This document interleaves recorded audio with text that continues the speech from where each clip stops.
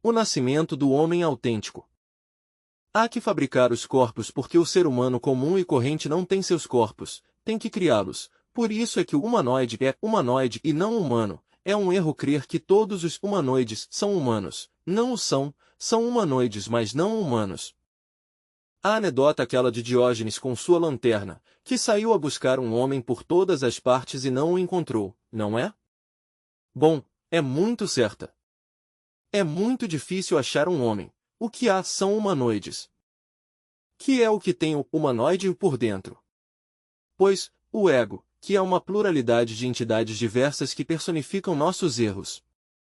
E dentro do ego que é o que há aprisionada?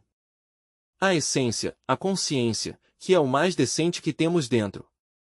Mas, quando morre uma pessoa, que é o que sucede?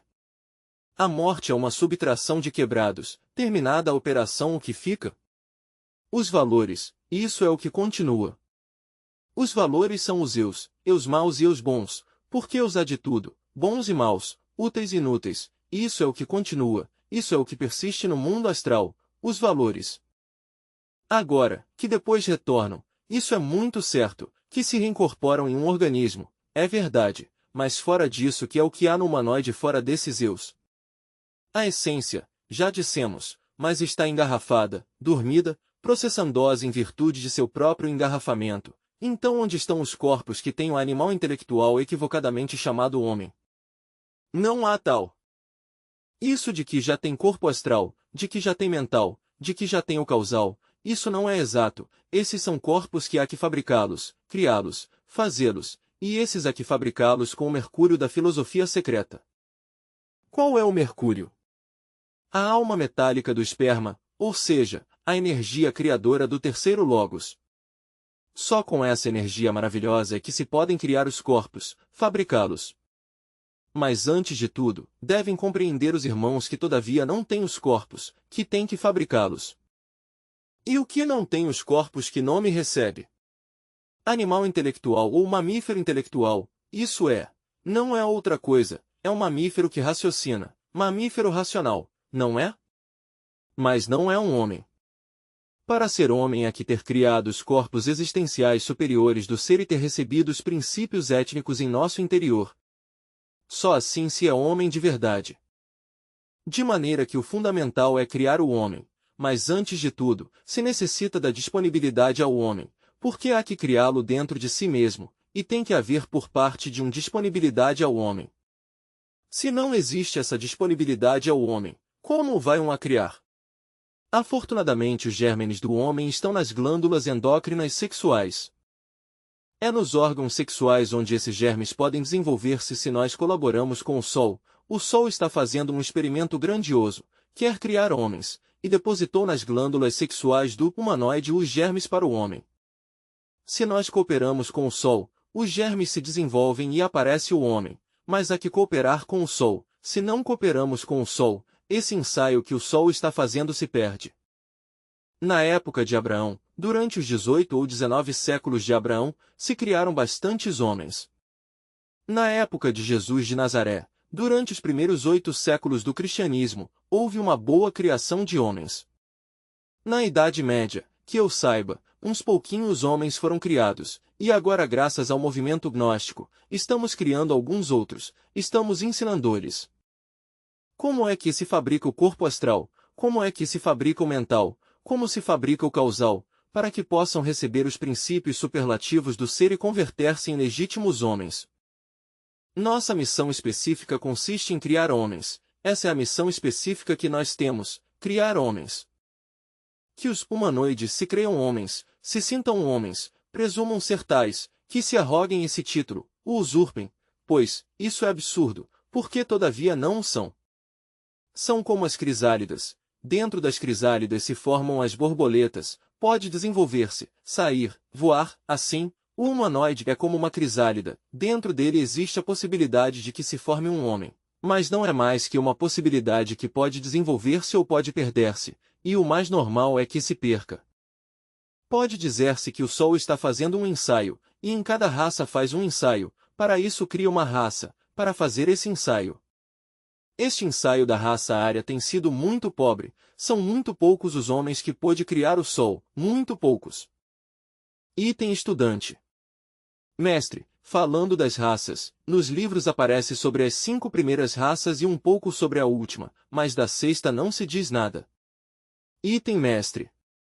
A sexta raça é a futura, mas depois dessa catástrofe que estamos aguardando, que vem de um momento para o outro.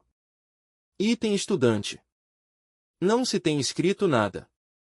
Agora se tem dito como se forma, mas não se descreve por que todavia não chegou essa raça, item mestre.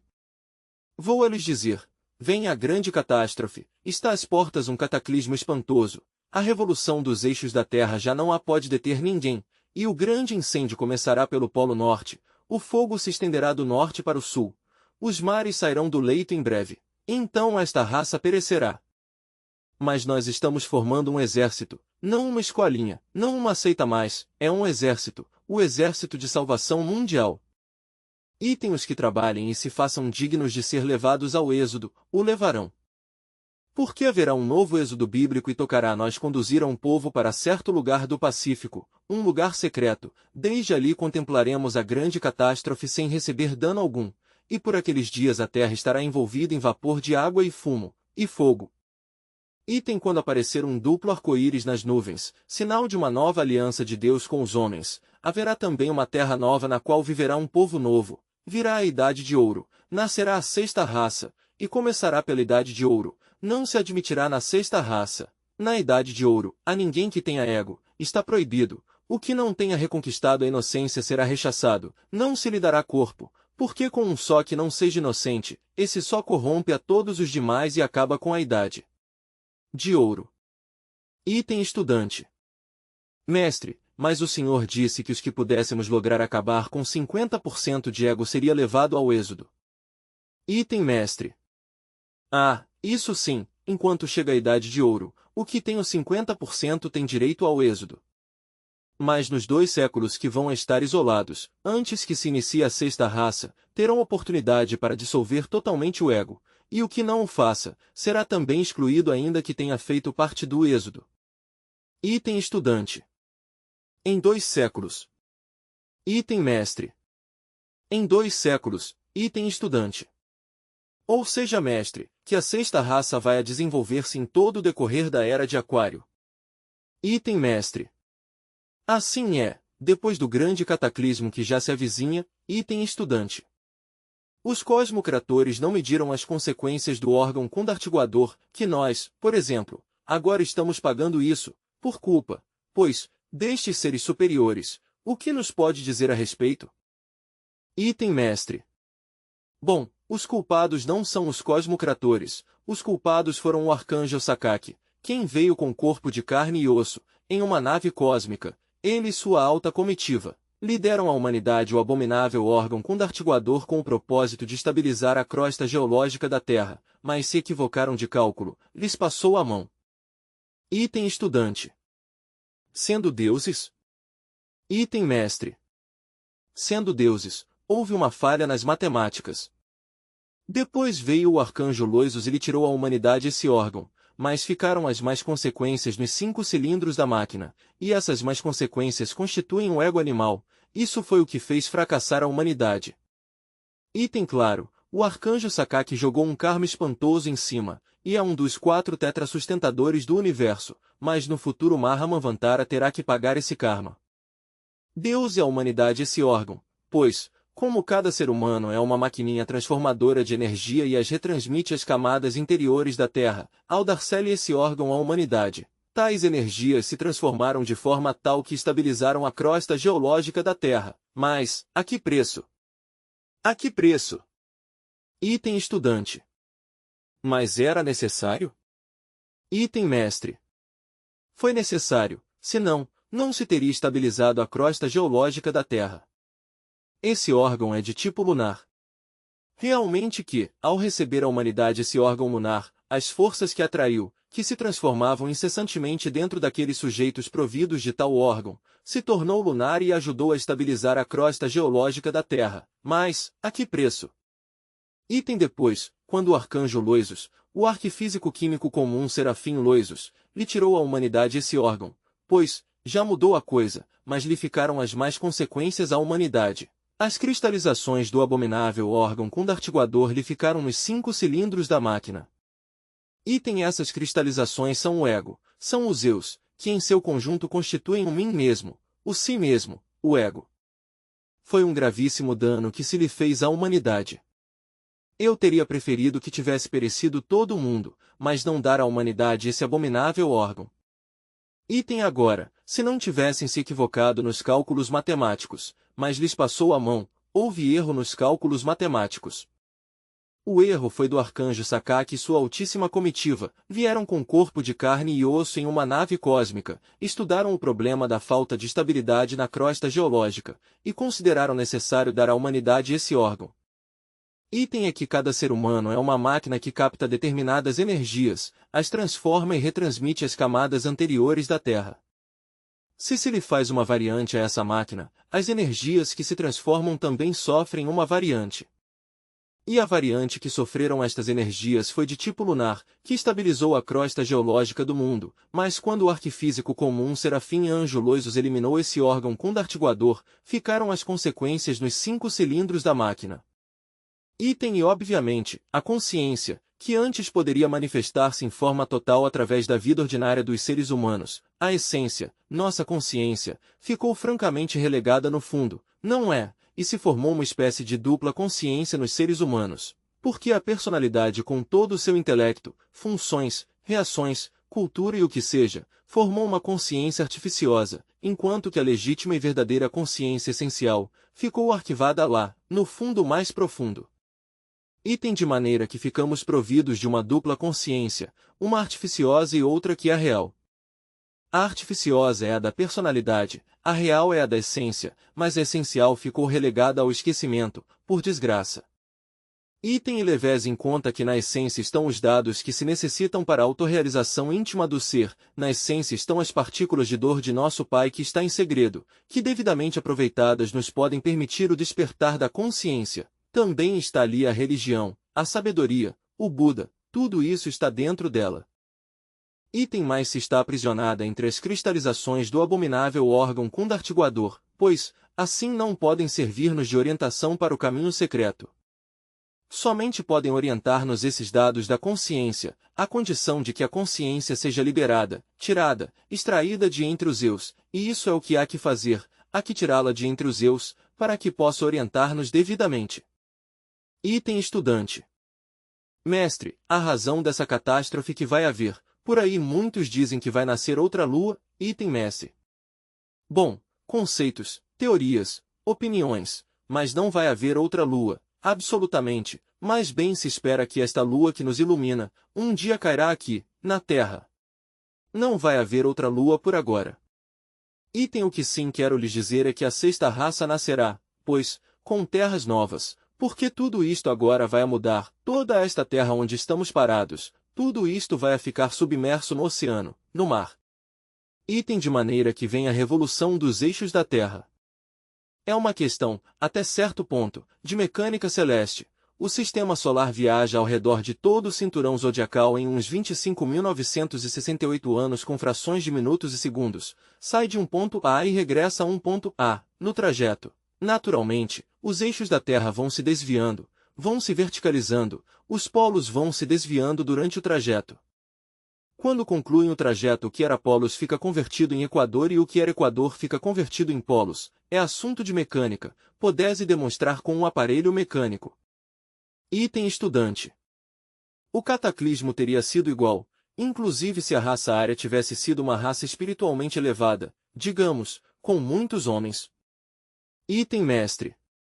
O cataclismo, de todas as maneiras, teria sido igual, só que se a raça ária tivesse sido uma raça desperta, tivesse se autorrealizado, pois ninguém teria perecido no cataclismo e todos seriam levados a lugar seguro. Estudante. Esse lugar está na quarta dimensão? Mestre. Não, está no mundo físico, em um lugar secreto.